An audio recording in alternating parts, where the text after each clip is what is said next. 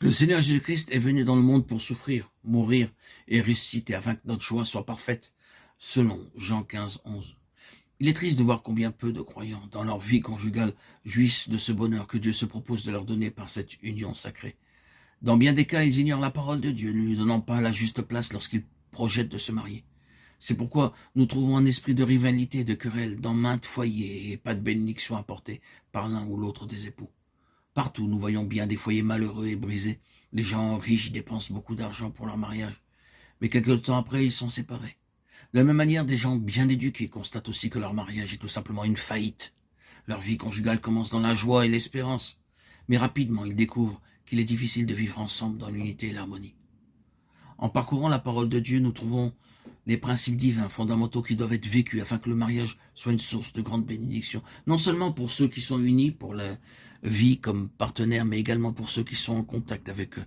Un corps en bonne santé demande de l'air frais, de la bonne eau, une bonne nourriture, de l'exercice physique. Une récolte abondante réclame un bon terrain, de l'engrais, de l'eau, l'enlèvement des mauvaises herbes et la protection contre les insectes nuisibles. De même, une vie conjugale heureuse implique des principes divins. Ceux qui vont se marier doivent s'assurer de la parfaite volonté de Dieu concernant leur union. Ceci constitue le premier principe. Ils ne doivent pas être gouvernés par l'apparence extérieure, l'attraction physique, les possessions terrestres ou les qualifications mondaines. La plupart des gens ont une conception entièrement fausse de la vie conjugale. Certains s'appuient sur la beauté, les richesses ou l'éducation pour leur bonheur. C'est pourquoi, en fin de compte, ils sont désappointés.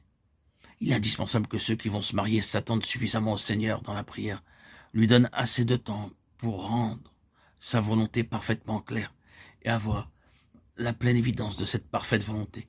La parole de Dieu dit: c'est pourquoi ne soyez pas inconsidérés, mais comprenez quelle est la volonté de Dieu. Éphésiens 5, 17.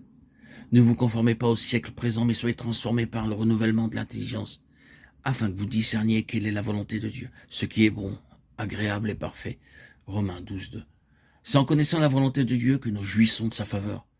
Dans l'évangile de Matthieu, chapitre 12, verset 50, le Seigneur dit: car quiconque fait la volonté de mon Père qui est dans les cieux, celui-là est mon frère et ma sœur et ma mère.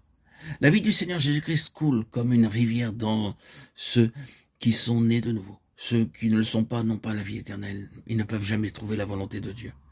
C'est pourquoi, avant de célébrer un mariage, nous demandons à ceux qui vont être unis s'ils sont nés de nouveau, si leurs péchés sont pardonnés et s'ils ont reçu le don de la vie éternelle. Le fiancé et la fiancée doivent beaucoup prier individuellement et découvrir la parfaite volonté de Dieu pour leur union. Personne ne sait ce qui arrivera demain. Notre santé peut se dégrader, nos circonstances peuvent changer. Nous ne savons pas combien de temps nous vivrons. Seul Dieu connaît la fin, et cela depuis le début. C'est pourquoi nous devons connaître la parfaite volonté de Dieu pour nos vies. Nous lisons dans le psaume 143, 10, « Enseigne-moi à faire ta volonté, car tu es mon Dieu, que ton bon esprit me conduise sur la voie droite. » Ceux qui sont unis doivent être capables de déclarer véritablement et sincèrement: mon Seigneur, selon sa volonté, a choisi cette personne pour moi. Avant de penser à l'or, à l'argent, au travail ou aux vêtements, ils doivent trouver la volonté de Dieu.